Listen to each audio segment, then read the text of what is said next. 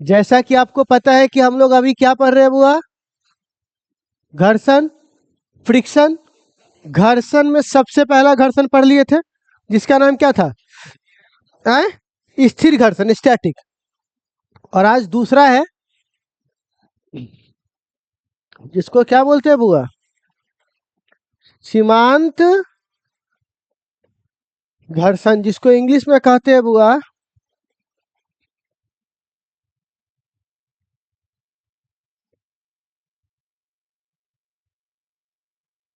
Limiting.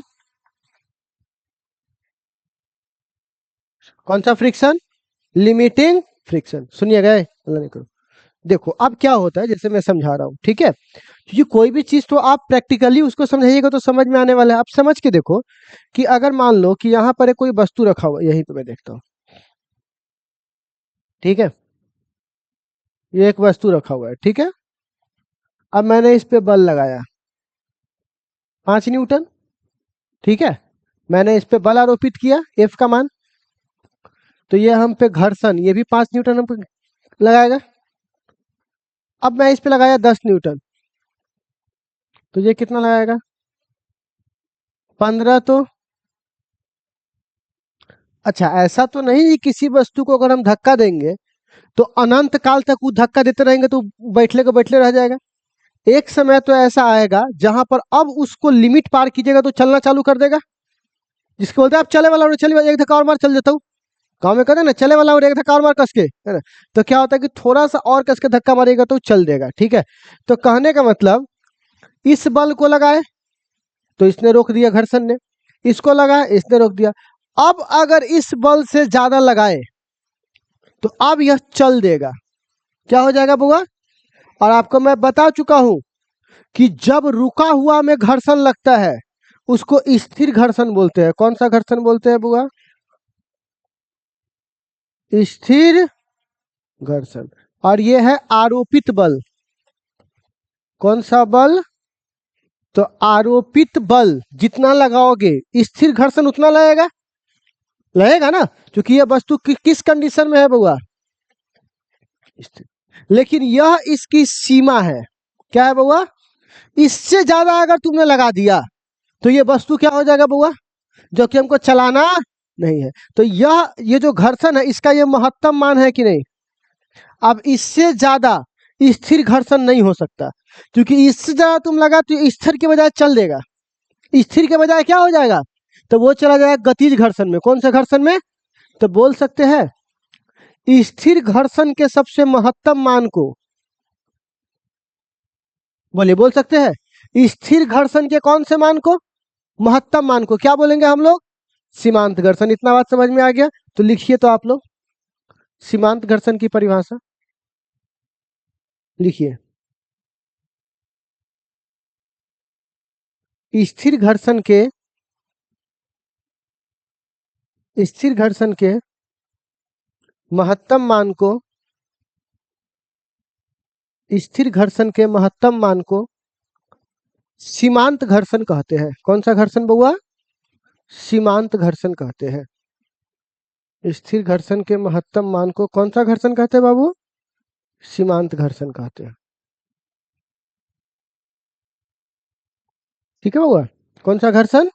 सीमांत। आप सुन लीजिएगा, इस पिक्चर को तो आप लोग बना सकते हैं, ठीक है?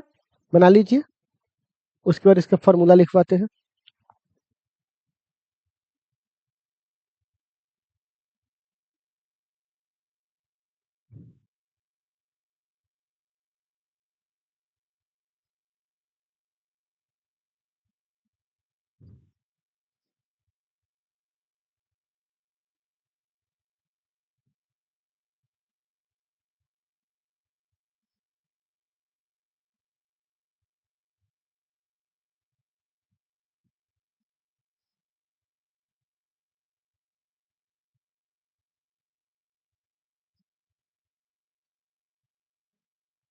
तुम लोग यहाँ देखा होगा तो देखोगे जा तो गायब हो गया। तुमसे कोई जादू दिखा है? देखो, अभी क्या हुआ उंगली है?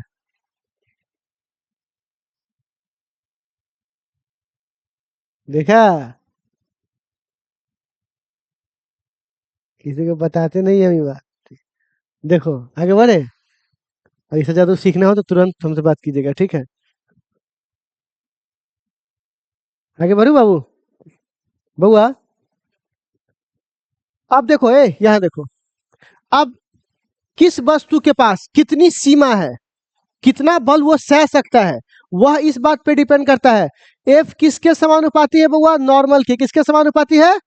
नॉर्मल। नॉर्मल मतलब जितना तुम भार लगाते हो ना, जितना तुम्हारा भार है उसके ऊपर जो लगता है उसे क्या बोलते हैं? नॉर्मल। भार के विपरीत जो लगता है उसे क्या बोलते हैं? नॉर्मल। तो जो घर्षण बल है, कौन सा बल है? सीमांत घर्षण, वो समानुपाती है किसके? नॉर्मल। ये किसके समानुपाती है? फिर से बोलिए, इस सीमांत घर्षण किसके समानुपाती है? नॉर्मल। क्या है? भार के जो विपरीत लगता है उसे क्या बोलते हैं? फिर से बोलिए, सीमांत घर्षण किसके समानुपाती है? नॉर्मल। समानुपाती हटाएंगे तो नियतांक लगाएंगे, इस नियतांक को क्या बोलेंगे? म्यू। क्या बोलेंगे बउआ? इस म्यू को बोलते हैं नियतांक। क्या बोलते हैं? तो बताओ, सीमांत घर्षण किसके समानुपाती है? समानुपाती हटाएंगे तो क्या लगाएंगे? म्यू। तो एफ का फॉर्मूला क्या होगा? Mu N. क्या फॉर्मूला होगा? तो बताइए, सीमांत घर्षण का फॉर्मूला क्या हुआ? Mu N. क्या हुआ बउआ? जहां पर एन क्या है? नॉर्मल, और म्यू क्या है? नियतांक। क्या है बउआ? नियतांक। इतना बात समझ में आ गया? यही पढ़ाई चल रहा है, यही पढ़ाई चल रहा है सब जगह हमारे आसपास। इससे तुमको क्या समझ में आ गया? ये तुमको कैसे पता चला कि नॉर्मल होता है? नॉर्मल क्या है एग्जैक्टली में, कैसे काम कर रहा है, कैसे ये हुआ? हम जो हमारे बोल दिया, हमारे पीछे पीछे सब बोल दिया, चार पांच बार बोल देंगे, बोलेंगे समझ में आ गया, बोलेंगे जी सर हो गया। ले, नो स्टडी नो कंफ्यूजन। किसी को कोई कंफ्यूजन हुआ नहीं? चार पांच बार बोलेंगे, बोलेंगे हाँ हो गया। फॉर्मूला रखेंगे, वो सवाल बना देंगे, म्यू का मान 0.2, एन का मान 10, एफ निकाल के दिखाओ तो सर 2 न्यूटन आ गया, बस हो गया। सबको लगेगा बन गया। ऐसे नहीं होता है भाई, ठीक है। समझो पहले कहानी। सीधे ये सब जो है ना,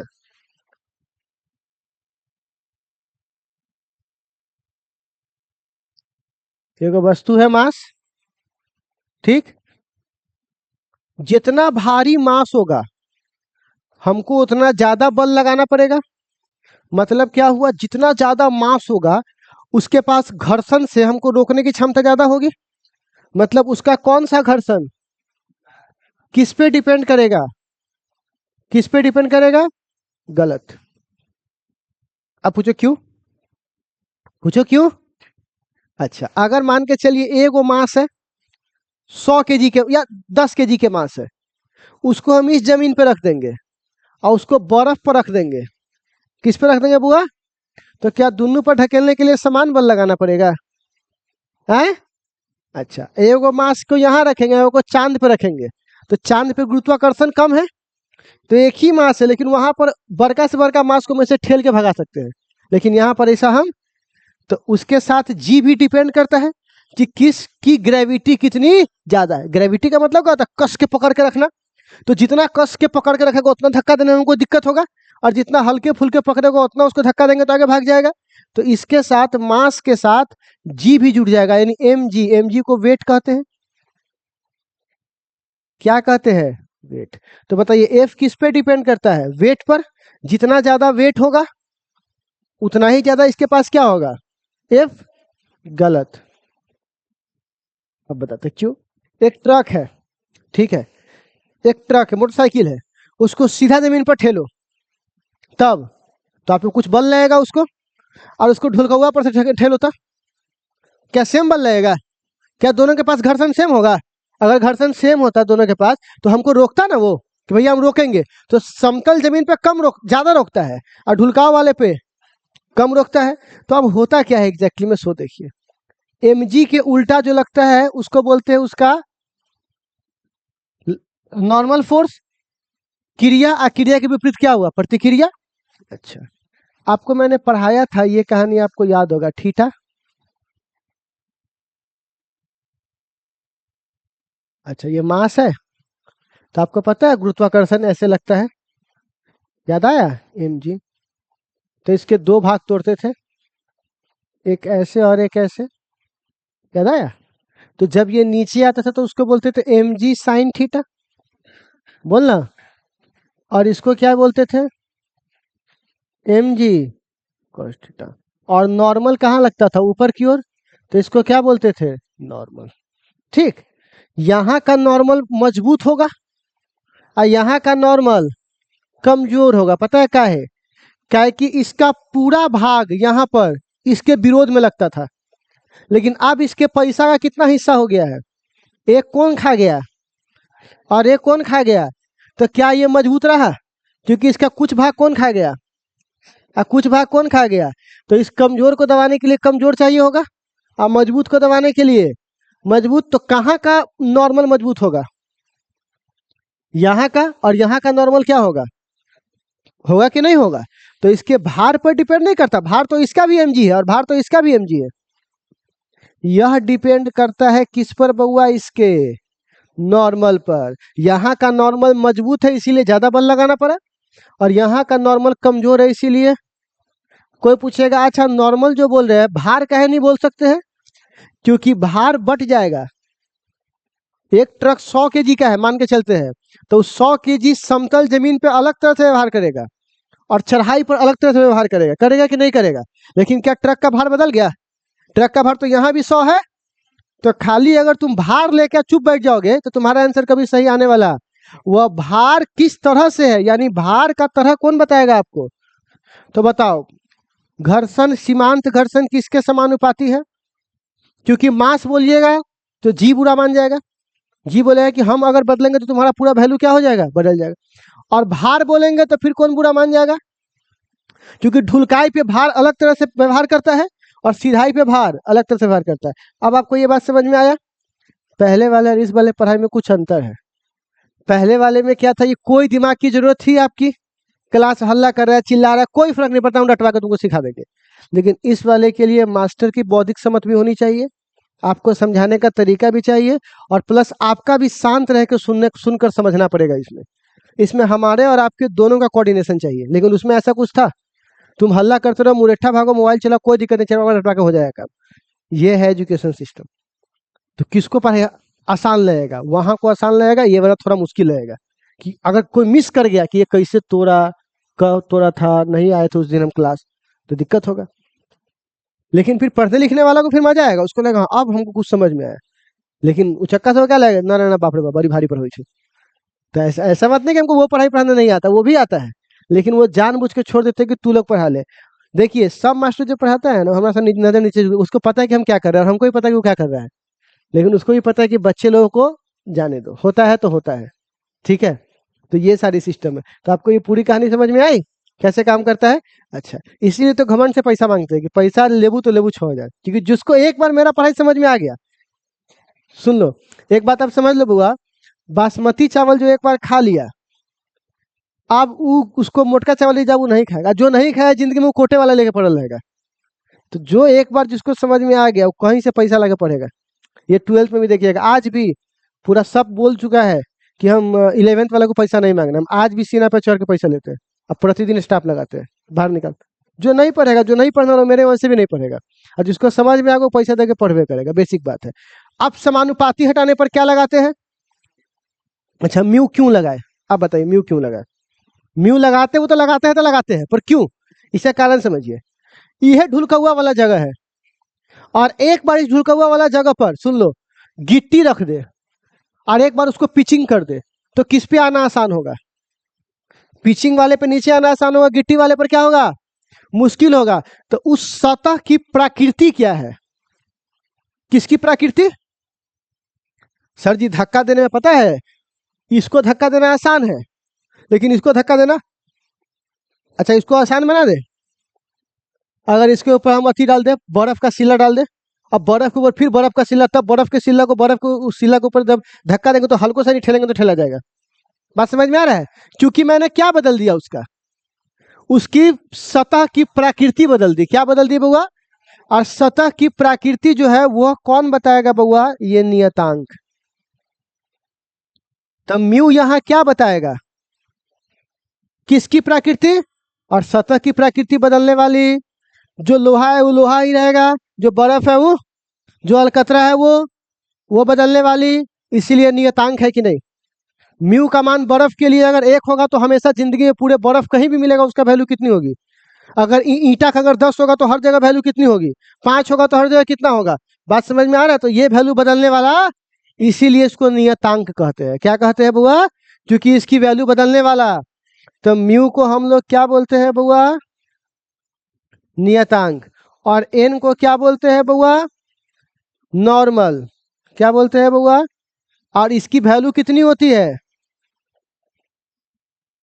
क्या बताया है ना, नॉर्मल किसके बराबर है, mg cos थीटा के। इतना बात आप लोगों को समझ में आया। तो आप बताइए घर्षण का फॉर्मूला क्या होता है, सीमांत घर्षण का, F बराबर, इसको L बोलेंगे, L मतलब लिमिटिंग, L मतलब कितना होता है, म्यू। अब एक सवाल आपके सामने आएगा कि म्यू किसे कहते हैं। तो म्यू को बोलते हैं,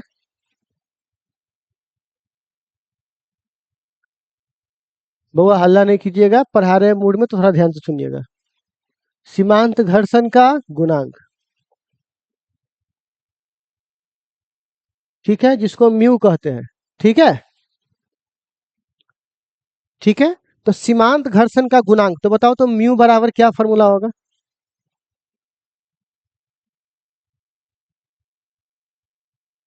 बोलिए होगा कि नहीं होगा, बोलिए। तो कोई पूछेगा सीमांत घर्षण का गुणांक किसे कहते हैं, तो आप कह सकते हैं यह अनुपात है।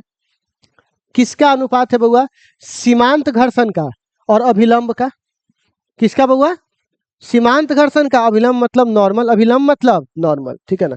तो यहाँ पे बोल सकते हैं यह क्या है बउआ, अनुपात है। क्या है, अनुपात है। किसका अनुपात है बउआ, सीमांत घर्षण तथा अभिलंब बल का। कौन से बल का, अभिलंब बल का, ठीक है, बल का। इस अनुपात को,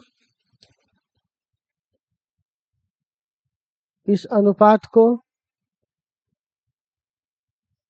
सीमांत घर्षण कहते हैं।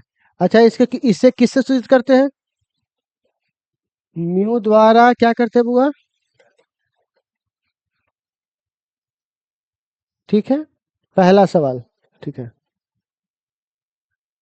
एस आई मात्रक तो नहीं होगा, क्यों, क्योंकि ये भी बल है और ये भी बल है। न्यूटन से न्यूटन कटेगा तो क्या बोलेंगे, न्यूटन से न्यूटन कट जाएगा तो क्या बोलेंगे, कोई मात्रक नहीं होगा। तो इसका कोई ऐसा ही मात्रक नहीं है।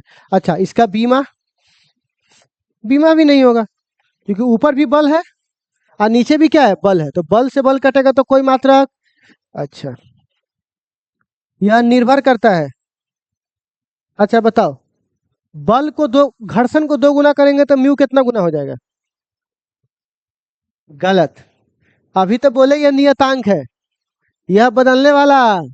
तो ये खाली प्रकृति पे डिपेंड करती है, निर्भर करता है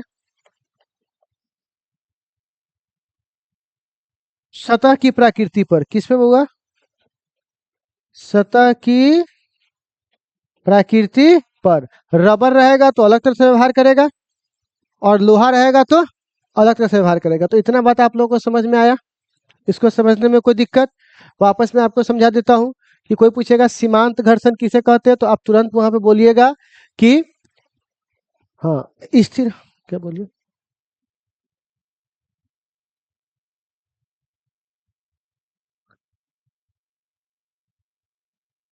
अच्छा सॉरी,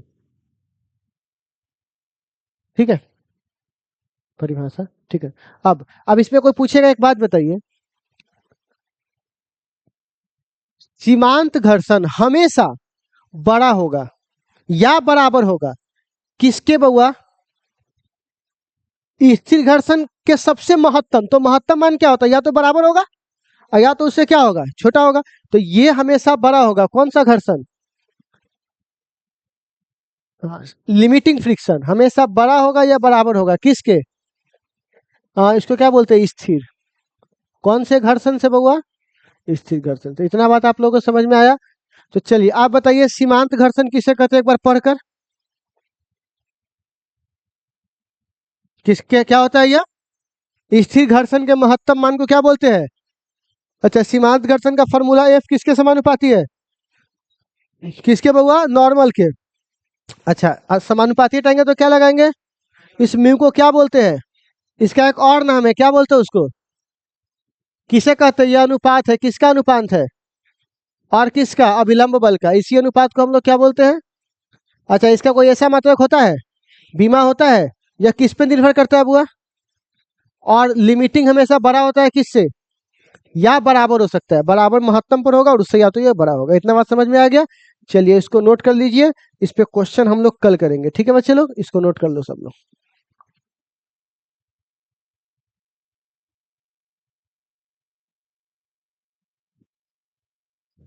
तो रुक में जाए, क्वेश्चन वर्क कर ही लेते हैं, ठीक है? रुक जा बुआ, रुक जाए, क्वेश्चन वर्क कर ही लेते हैं, हटा ही देते हैं इसको। देखो, क्वेश्चन ये है, क्वेश्चन वन, सीमांत घर्षण का मान क्या करो? ज्ञात करे, ठीक है ना? ए नंबर में यहां देखो,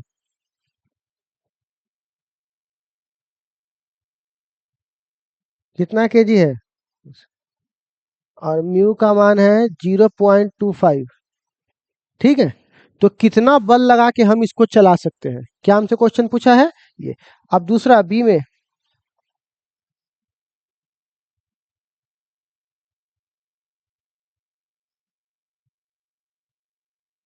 10 केजी,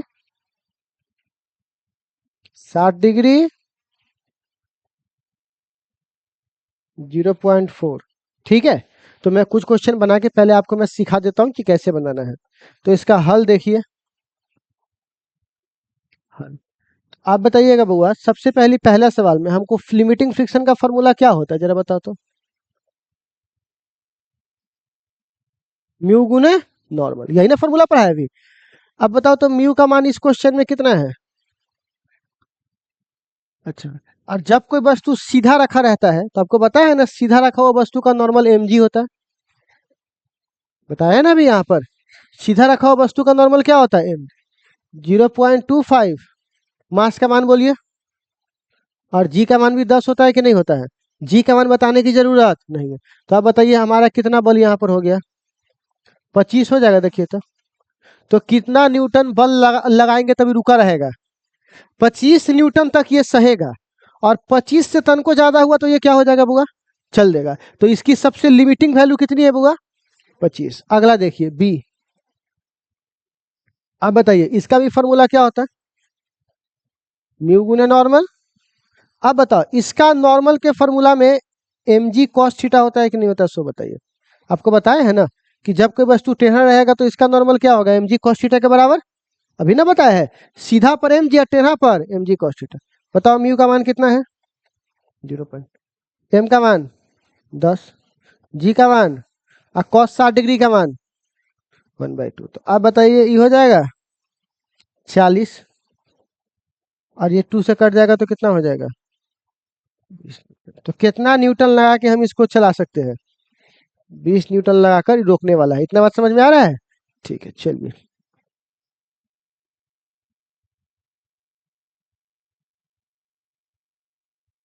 क्वेश्चन तीसरा सी, वही क्वेश्चन है यहाँ पर।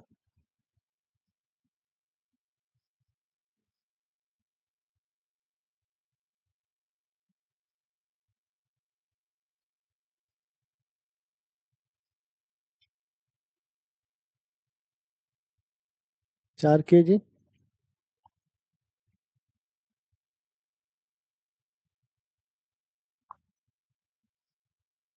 10 केजी, ठीक है? नहीं, अपना टूट जाए।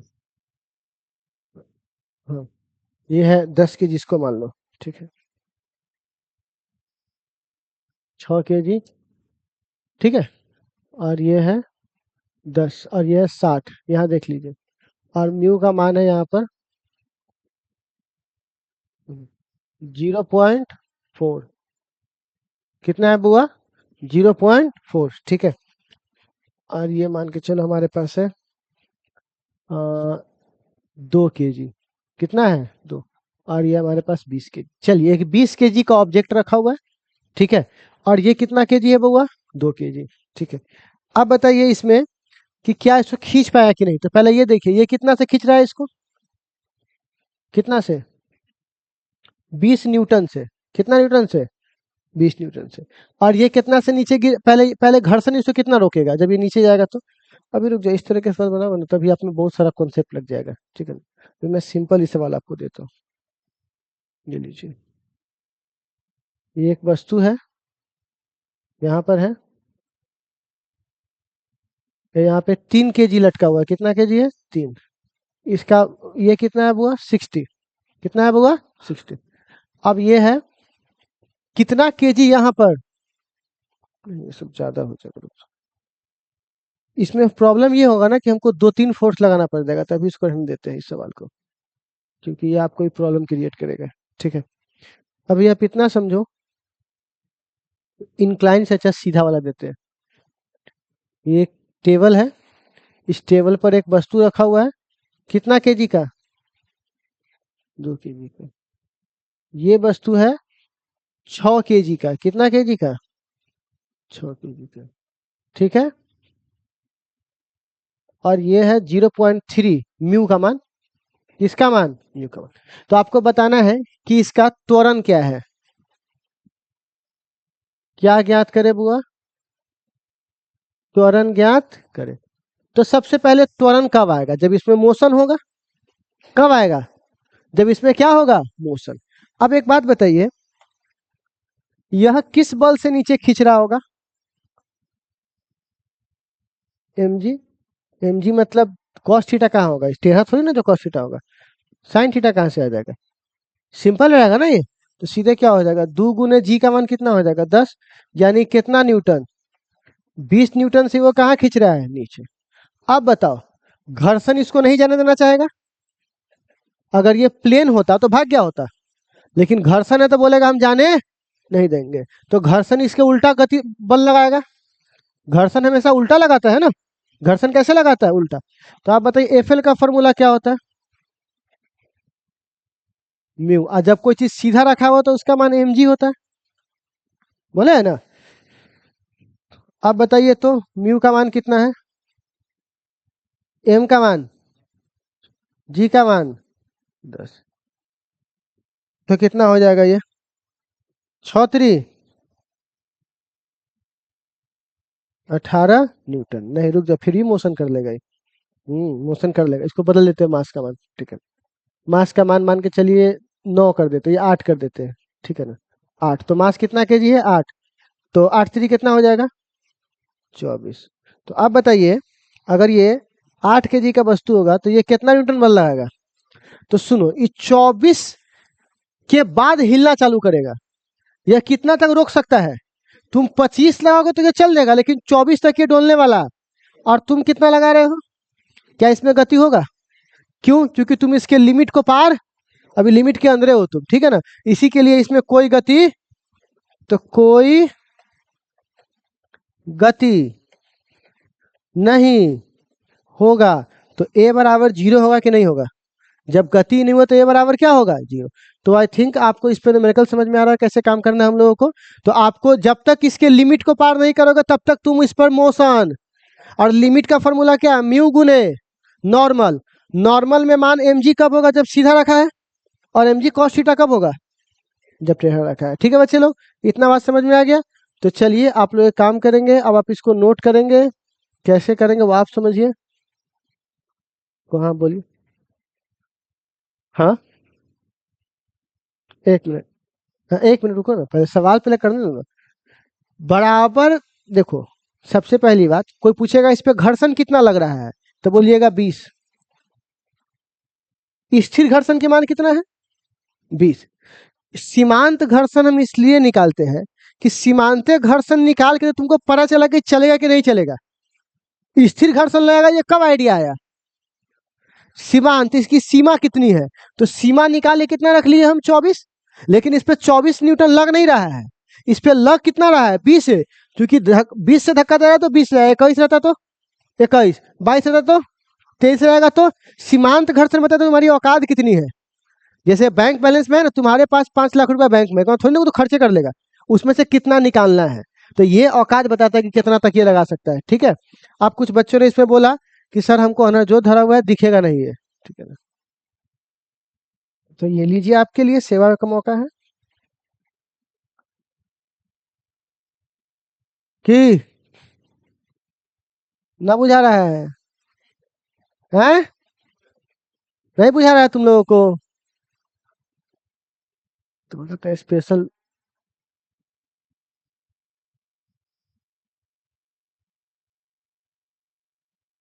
कि चला, सब व्यवस्था है। गरीब मास्टर समझ ले लेकिन हमरा तो।